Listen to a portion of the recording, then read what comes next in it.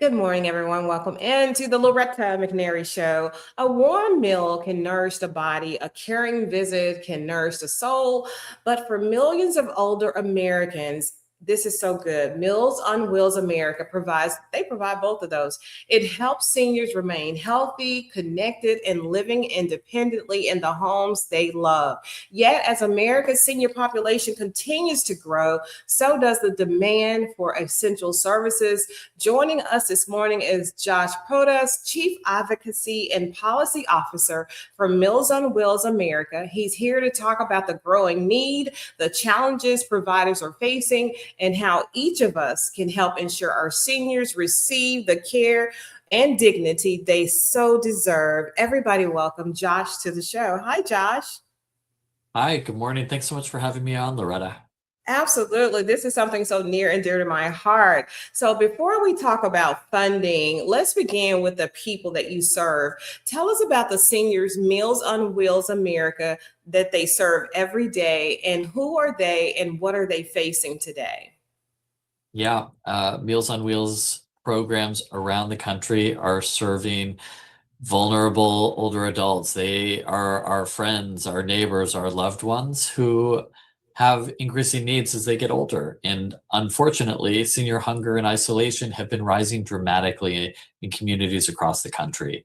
We have millions of older adults who are waiting for nutritious meals and the moments of connection that they need and deserve because Meals on Wheels providers just don't have enough of the federal funding that's core to them to meet the growing demand. And that demand continues to increase as seniors become the fastest growing part of the population. Everyday costs remain high and are rising, and vital government programs that serve older Americans are at risk of facing cuts.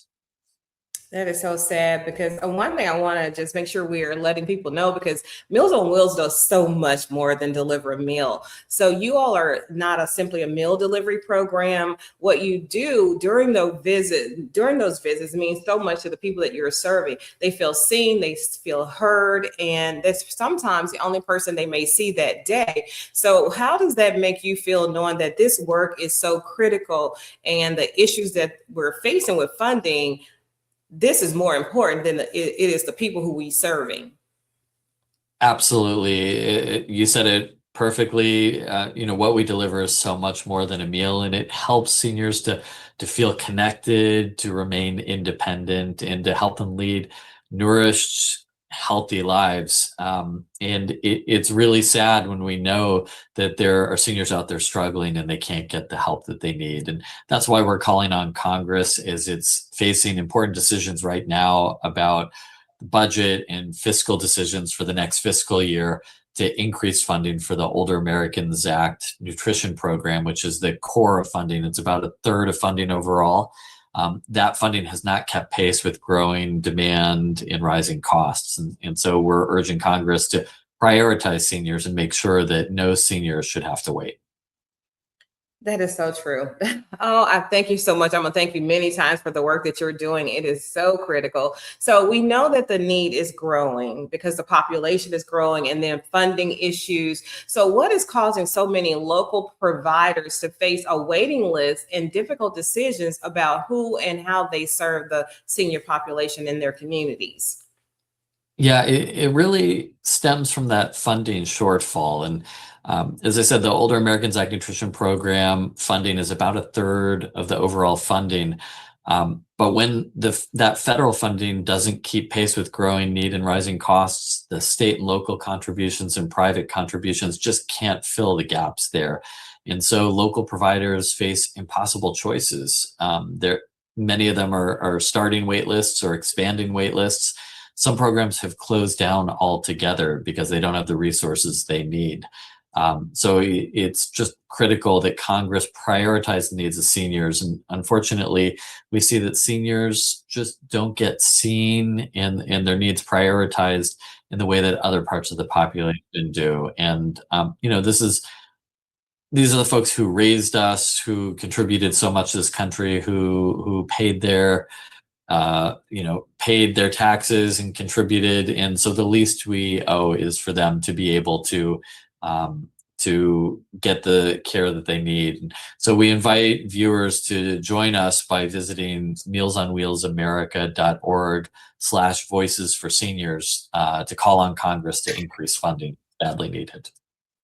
Yes, and while we're calling on Congress and we're supporting, what can each of us do today, Josh, to support Meals on Wheels America, whether through volunteering, advocacy, or simply checking on an older adult in our neighborhood?